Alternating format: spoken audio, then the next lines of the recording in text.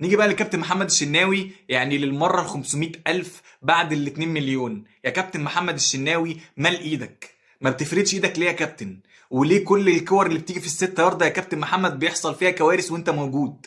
ليه ما بتمدش ايدك وتطلع الكرة يا كابتن محمد، الكرة العرضية اللي ملعوبة يعني بين ايدك ورجلك؟ يعني انا مش فاهم يعني هيحصل ايه لو طلعتها بتعدي من تحت ايدك بالشكل الغريب ده ليه؟ معرفش. يا كابتن محمد انت رد فعلك بطيء جدا. يا كابتن محمد احنا تعبنا من اخطائك. يا كابتن محمد انت من اسباب خسارات وهزائم الاهلي في الماتشات والبطولات اللي خسرناها كنت انت شريك اساسي في خسارتها، كنت انت شريك اساسي في ضياع الفوز بيها. يا كابتن محمد حضرتك جددت مع الاهلي سنتين، انا مش مستحمل اشوف حضرتك ماتشين بالمستوى ده.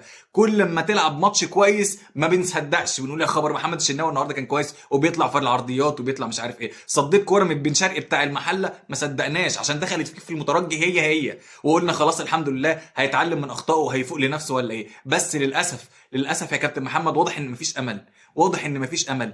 انت بتدفع الاهلي تمن لعبك الاساسي في المباريات دي وانت ما تستحقش تكون اساسي في وجود مصطفى شوبير، ومارسيل كولر بيدفع التمن علشان بيعتمد عليك وما بيعملش اللي ضميره يمليه عليه، ان لعيب افضل من لعيب فانا احطه هو اللي يلعب. محمد الشناوي مش افضل من شوبير، محمد الشناوي هو اللي يقعد ومصطفى شوبير هو اللي يلعب، مش العكس. كولر هيفضل يدفع الثمن طول ما هو بيراهن عليك، وجمهور الاهلي هيفضل يدفع الثمن طول ما انت حارس مرمى اساسي للاهلي بمستواك ده.